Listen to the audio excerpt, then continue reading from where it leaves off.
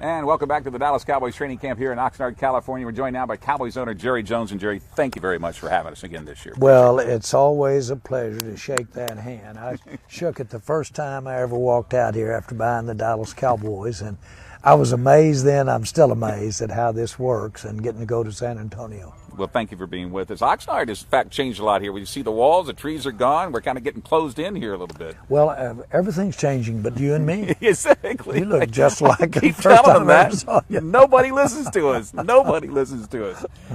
When you found out you're going to be inducted into the Pro Football Hall of Fame, what was your just first reaction? Well, I happened to be with every one of my immediate family, 17 of us. And I had thought, there's long odds on getting to get in this thing, and so there's a good chance that we may not get that type of answer. But this bunch has been there with some losses of the Cowboys before. We can handle it. And but when we did get the positive news, I'll never forget being with them and sharing that moment with them. Now, you decided to make Gene your presenter. Tell me why. Well, I think that I said today at the press conference, the guy that sits beside me, Stephen, was just so torn to have him do it. Sure. His sister, Charlotte, has just invested her days and life with the Cowboys. Jerry Jr. does the same. I really wanted all three of them. Of course. And, of course, that's impossible. The rules will not allow that. And so the obvious one that could kind of sum it up, cover all of it, was Gene, who has been there through the experience of just the way football is. It's about 98% bad news and about 2 or 3% euphoria. And Gene will be able to do it well. And she'll do a great job. A lot of today's press conference, State of the Cowboys address, was regarding off-the-field behavior, suspensions, possible suspensions for the Dallas Cowboys. How are the Cowboys as a team going to handle this? As many as 3, maybe even more players facing suspensions before the season starts. Well, first of all, a season is a marathon. If you win, in most cases, if you do win a Super Bowl counting the preseason games, you play 24 games. And so I, a long time ago, realized that what can begin at the start is not the same thing that it ends with. We had a great champion last year that dealt with suspension extremely well and won the Super Bowl, to be candid with you. But the bottom line is this, is that we have the most stringent behavioral rules in all of sport.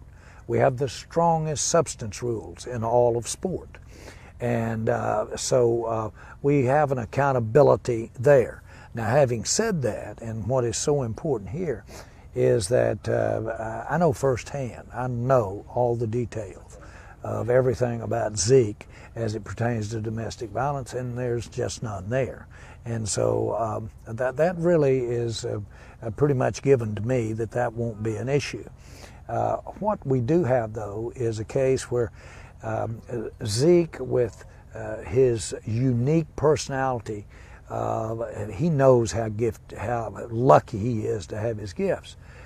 But when Zeke goes out, it is complete chaos. It's rock star stuff. Sure. And he gets spun around like a top.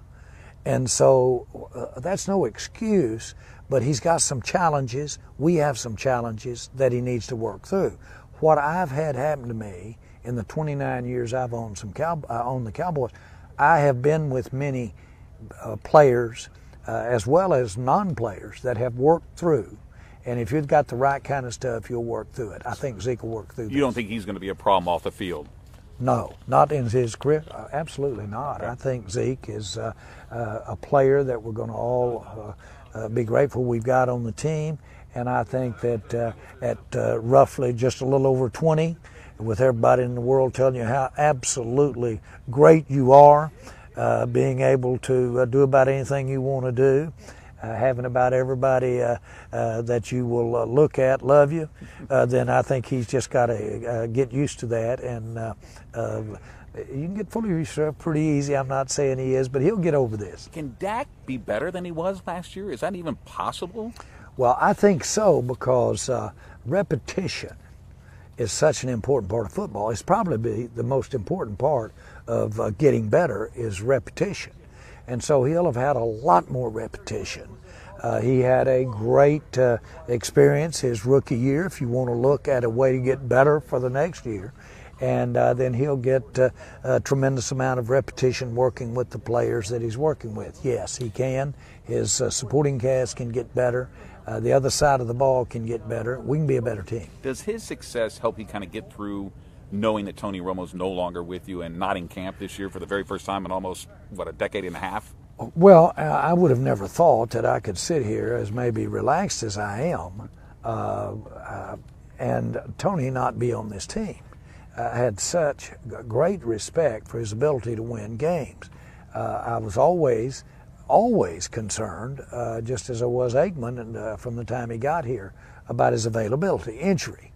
That's one of the fallacies of our game, is usually the premier guy, there's quite a drop-off.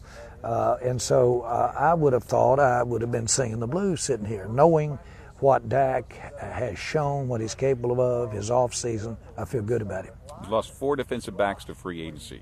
Do you have the talent necessary to replace those guys in your backfield and defense? Yes, and I know we don't like good crisps, yeses and nos until we see how they play.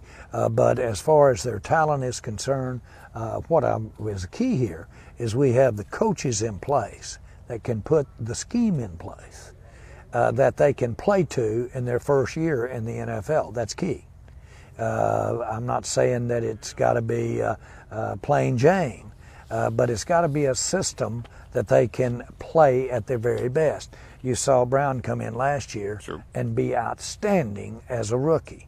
There's no reason to think that the players we've got in here can't be involved and learn their assignments and play the games just like he did. So I feel good about their talent. We have about 30 seconds left here, and I'm sure you've heard this after the success last year, 13-3, the Super Bowl whispers. Do you see any comparison to the team you had in the 90s to this team coming up here in 2017? Well, I would hesitate to do that because the game has changed. Sure. This team that we have right here is prepared to play the way the game has changed. It's solid. It's built on the fundamentals of running in terms of the offense, and it's got a quarterback that won't turn the ball over. On defense, we've got a way to hem them in. The rules have changed to kind of handicap defense, but I think we've got the coach and the players that fit him that can have good defense. Consequently, I think we got a shot. Jerry, thank you as always for being with us, and we're going to